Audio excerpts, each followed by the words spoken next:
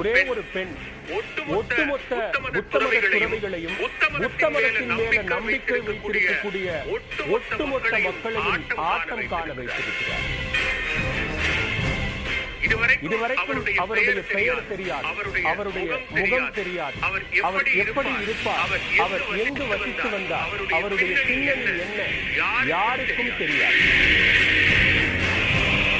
ஆனா அந்த ஒரு பெண் இதுவரைக்கும் 100 கோடி ரூபாய் வரைக்கும் புத்த மத துறவிகளிடமிருந்து பணமாக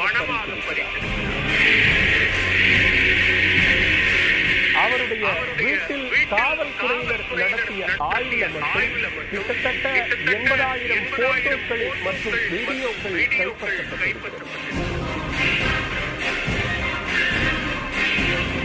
தாய்லாந்தையே அதிர வைத்திருக்கக்கூடிய இந்த மிஸ் கோல்ட்